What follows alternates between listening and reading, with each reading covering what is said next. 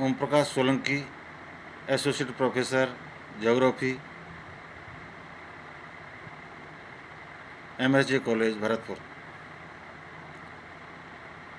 आज हम मानव भूगोल की दो प्रमुख विचारधाराएं निश्चयवाद एवं संभववाद का अध्ययन करेंगे। मानव भूगोल में भौतिक पर्यावरण तथा मानव के मध्य पारस्परिक संबंधों का अध्ययन किया जाता है। भौतिक वातावरण तथा सांस्कृतिक वातावरण में घनिष्ठ संबंध पाया जाता है, यह निर्धारित सत्य है, परंतु दोनों में कौन किसका प्रभुत्व अथवा लोहा मानता है, प्राचीन समय से ही वैज्ञानिकों के आपसी वाद विवाद का प्रश्न रहा है।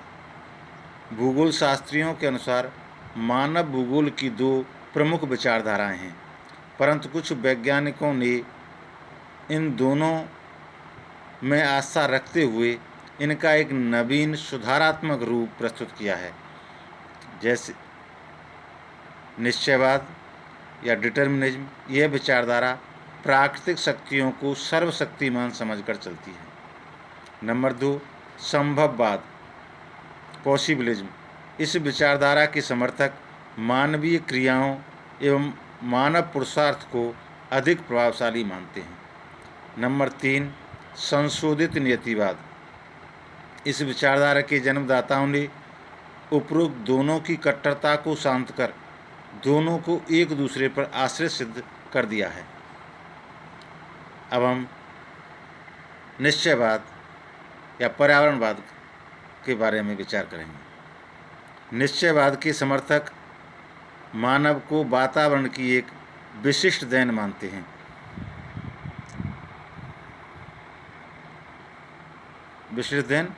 हैं। उनका कथन है कि मानव के अंग प्रत्यंग, आचार विचार, धर्म, समाज एवं राजनीति इत्यादि सभी पर वातावरण की अमिट छाप रहती है। निश्चयवाद के निम्नलिखित समर्थकों के कथन इस प्रकार हैं।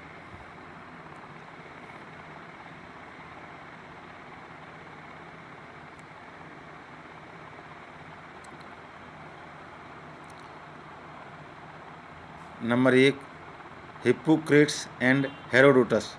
दोनों वैज्ञानिकों ने जलवायु, मिट्टी एवं स्थल की बनावट का प्रभाव मानव जीवन पर अंकित किया है।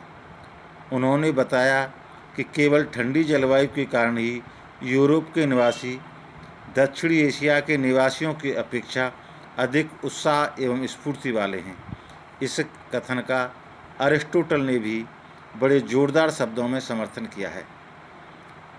The inhabitants of colder countries of Europe are brave, but deficient in thought and technical skill. On the other hand, the people of Asia, on the contrary, are thoughtful and skillful, but without spirit. Hence, their permanent condition is one of subjection and slavery. उनका यह भी कथन है, पर्वतीय निवासी प्रकृति से संघर्ष करते हैं, अतः हृष्ट-पुष्ट व उत्साही होते हैं। इसके विपरीत मैदानी लोग पतले दुबले व आराम तलब होते हैं। हेरोडोटस के अनुसार मिस्र की प्राचीन सभ्यता का आधार वहाँ का भौगोलिक वातावरण ही रहा है। सेकंड, बोर्डन ने अक्षांश रेखाओं की दूरी और विभिन्न प्रदेशों की समुद्र तल से ऊंचाई का प्रभाव मानव जीवन पर स्पष्ट किया है। मॉन्टेस्क्यू ने भी एक शताब्दी के बाद बोर्डन का समर्थन किया। 19वीं शताब्दी में डार्विन की प्रसिद्ध पुस्तक द ओरिजिन ऑफ स्पीसीज ने और भी वैज्ञानिकों को निश्चयवादी विचारधारा में बहा दिया।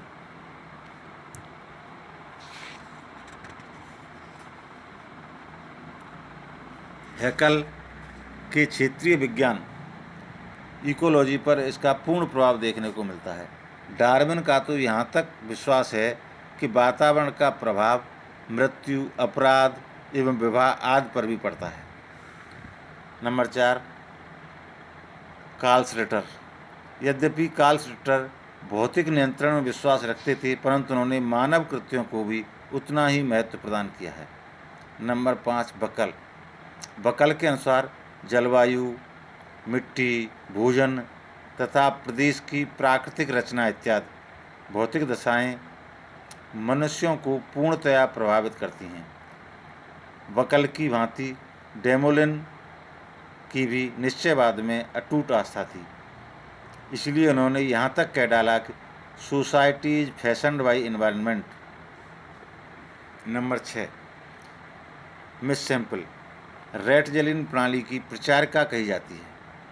आपने अपनी पुस्तक इन्फ्लुएंसेज ऑफ ज्योग्राफिक एनवायरनमेंट में डेमोलिन से भी अधिक कड़े शब्दों में निश्चयवाद की सराहना की है। इस पुस्तक का श्री गणेश ही निम्नलिखित शब्दों से हुआ है: man is A product of the earth surface. This means not merely that he is a child of the earth, dust of her dust, but that the earth has mothered him, set him tasks, directed his thoughts, confronted him with difficulties that have strengthened his body and sharpened his wits, given him his problems of irrigation and navigation, and at the same time whispered hints for their solution. She has entered into his bones and tissues, into his mind and soul. On the mountains she has given him leg muscles of iron to climb the slope. Along the coast she left him weak and flabby, but given him instead vigorous development of chest and arm to handle his paddle or oar. In the river valley she attaches him to the fertile soil,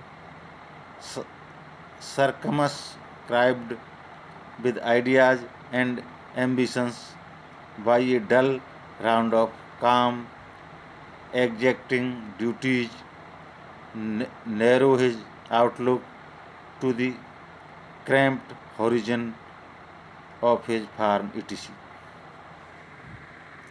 अब आते हैं हम संभववाद, possibilism. संभववाद पर विचार विमर्श करने से पूर्व निश्चयवाद पर आलोचनात्मक दृष्टिपात करना अधिक उपयोगी रहेगा। 20वीं शताब्दी के आगमन के साथ ही निश्चयवाद का समर्थन कम होने लगा और संभववाद के समर्थक बढ़ने लगे। मानवीय बुद्धि और कार्यकुशलता द्वारा प्रत्येक संभावना की अनुभूति होने लगी। दार्शनिक हीगल ने निश्चयवाद की आलोचना करते हुए एक बार बड़े तीव्र स्वर में कहा था, don't talk me about environmental determinism, where the Greek once lived, the Turk lives now. That settles the matter. संभववाद के पक्ष में तथा निश्चयवाद के विषय में कुछ प्रमुख उदाहरण इस प्रकार हैं। मानव जीवन के उदाहरण: समान वातावरण होते हुए भी विभिन्न महाद्वीपों के ध्रुवीय निवासियों, एस्किमो, लैप्स और सैमुदी में पर्याप्त अंतर पाए जाते हैं। यही स्थिति ब्राज़ील और कांगो के लोगों की है। नंबर 2, कृषि उत्पादन के उदाहरण: 1917 की क्रांति के पश्चात रूस में गेहूं की उत्तरी सीमा काफ़ी विस्तृत हो गई है। दक्षिणी पूर्वी एशिया में चाय, रबड़, गन्ना, मक्का, तंबाकू तथा उत्तर प्रदेश में गेहूं के स्थान पर गन्ने की खेती बढ़ रही है। नंबर 3, उद्योग धंधों के उदाहरण: प्रत्येक देश की आयात निर्यात नीति पर उद्योग धंधे निर्भर करते हैं। यूरोप के देशों में अमेरिका से सस्ता गेहूं मिल जाने के कारण अपने देशों में कृषि के कार्य को कम करके बड़े उद्योग धंधों को बढ़ावा दिया है, जिससे अधिक लाभ प्राप्त होता है। बाधाओं पर विजय संबंधी उदाहरण: प्राचीन समय में समुद्र बाधा समझे जाते थे और आज वे परिवहन एवं भोजन के महान साधन बने हुए हैं। पनामा तथा स्वेज नहरों का निर्माण कर मानव ने प्रकृति पर विजय का उत्तम उदाहरण पेश किया है। अतः स्पष्ट है कि मानव अपने लाभ के लिए प्राकृतिक नियमों की अवहेलना कर सकता है। संभववाद के समर्थक। इस विचारधारा को संभववाद नाम देने का श्रेय फैबर महोदय को है। उनका कथन है, man is a geographic agent and not the beast which is the special charge of geography to study. मानव प्रकृति को बाध्य करके नहीं प्रकृति मानव को बाध्य करके कुछ करवा नहीं सकती। इस संदर्भ में फैबर ने फिर कहा है, there are no necessities but everywhere possibilities and man as a master of these possibilities is the जज of their use. Second, France के उच्च कोटि के भूगोलवेत्ता ब्लास और ब्रूंस भी इसी विचारधारा पर जोर देते हैं। ब्लास के शब्द nature is never more than an adviser इसके प्रमाण हैं। उत्तरी अमेरिका के कार्ल सेनर और बोमेन ने भी बताया कि मनुष्य अपनी बुद्धि के विकास के अनुसार प्राकृतिक नियमों की खोज एवं उनका उपयोग करता है। इसी संबंध में बोमेन का कथन है, earth facts do not determine the form and nature of human society in development, they condition it. New earth facts are continually being discovered and old earth facts given new significance as human knowledge, thought and social action develop। Number 3, संशोधित नियतिवाद। कुछ वैज्ञानिकों ने निश्चयवाद तथा संभववाद दोनों का मिश्रण किया है, जिससे संशोधित नियतिवाद का जन्म हुआ है। संभववाद के विरोध में कहा गया है कि क्या मनुष्य अंटार्कटिका महाद्वीप पर गेहूं और भूमध्य रेखीय प्रदेशों में रेंडियर पाल सकता है? यदि नहीं तो संभववाद कहाँ गया? फैबर ने भी निश्चयवाद की पूर्ण अवहेलना नहीं की है। उसने लिखा है, man can never entirely rid themselves whatever they do of the hold their environment has on them. निश्चयवाद के समर्थकों ने भी अपनी दृढ़ता को कम कर दिया है, क्योंकि उन्हें भी अनुभव होने लगा है कि मनुष्य प्रकृति के सिद्धांतों का बंदी नहीं है। वह उनके प्रयोग के लिए अपनी बुद्धि से काम ले सकता है ताकि लाभ अधिक हो सके। इसी संदर्भ में कहा गया है, the terms they use are more moderate, control is replaced by influence and influence by response और एडजस्टमेंट। इसी संदर्भ में यह भी कहा है, man commands nature by obeying her.